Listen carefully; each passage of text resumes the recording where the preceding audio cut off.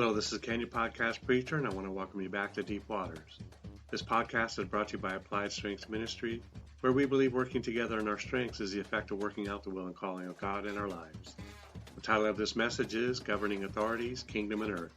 This is a multi-episode series in which this is episode 6 of 6. Okay, so there's a lot going on in this story. I broke it down in another message, but because I do not remember the title, you may have to listen to all of them to find it.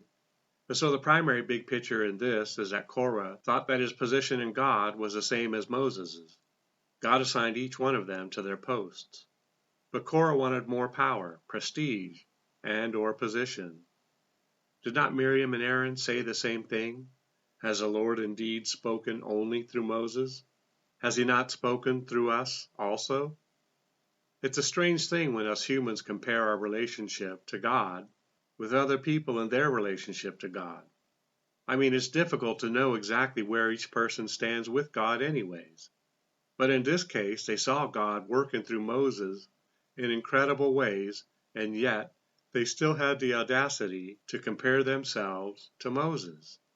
They didn't have to carry the leadership weight that he had to carry. They didn't have to go through what he had to go through in order for them to even get free. You got to watch spiritual blindness. It can creep up on any one of us. Can I share with you the amount of times I've heard people say this? I should be a pastor or a pastor up on that stage.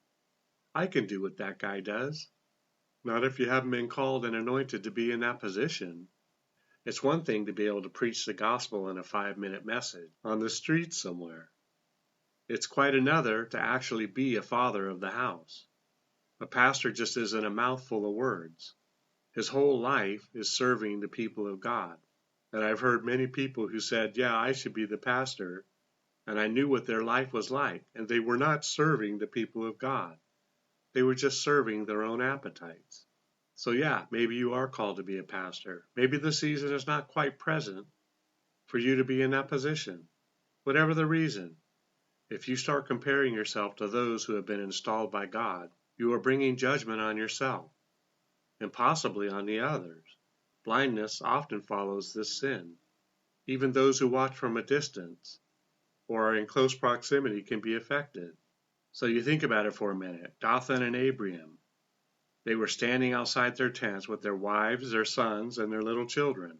Yet it wasn't their wives, their sons, and their little children who made that decision not to listen to Moses.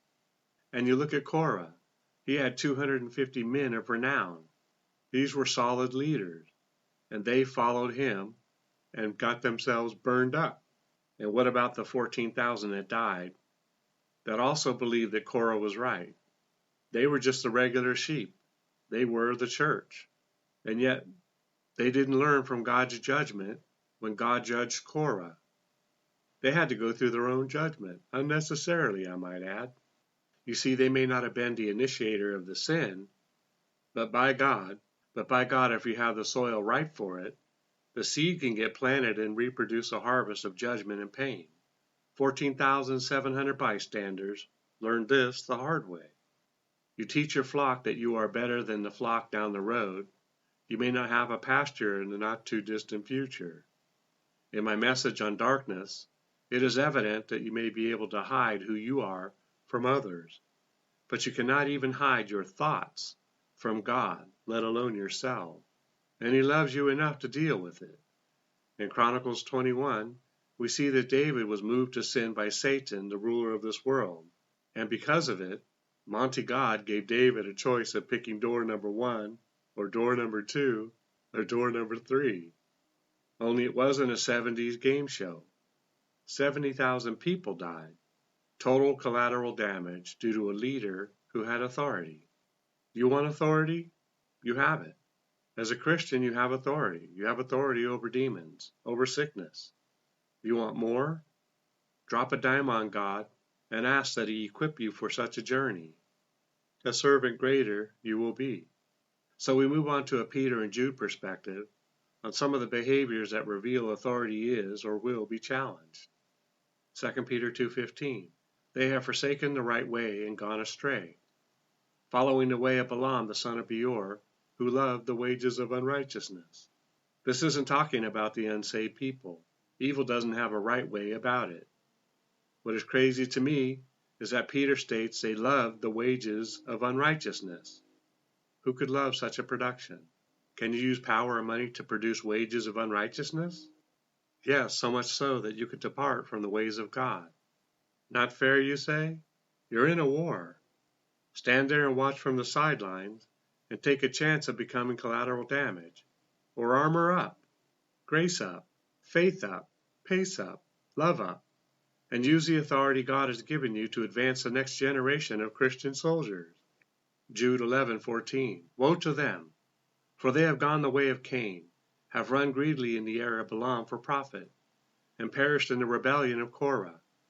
These are spots in your love feasts, while they feast with you without fear, serving only themselves.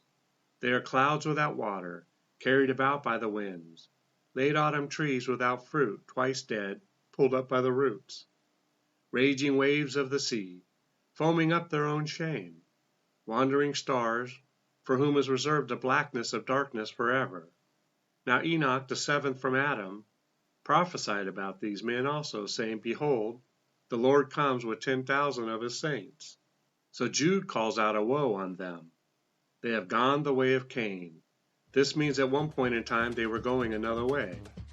Both Peter and Jude talk about money as being the culprit. No, this is not a money message, but one of authority. You want more money? Ask for the wisdom and authority to master over it, lest it master you. So we come to the end of another great message series, excluding any of the solely me in it. I've always wanted to do a message on authority, as honoring and being a servant in it seemed absent in the church. So in Romans, Paul is teaching us something profound and absent from lots of today's believers' lives. Live peaceably with all men if possible. This mostly depends on your position in Christ. Jesus did up to the very end, which is why so many have been impacted by his life. Romans 12:18. If it is possible, as much depends on you, live peaceably with all men. Authority and power will come as you prepare to be able to handle it. You are released, are being released, and will be released in due season. However, keep in mind, your brass ring, if there is such a thing, may not be set as high as others. Your purpose is to swing from your own ring. Well, that's it for today and for this series. Remember, it's not what you find wrong or disagree with regarding these messages, but what you can take away from it. Together we can do more to impact the kingdom than if we work alone. Let's flip the script and kill, steal, and destroy the works of the enemy, and create space for the light of light to shine through into people's lives. Plant a seed and click on the like and subscribe button. Let's build this ministry together. Thanks, and see you next time in Deep Waters.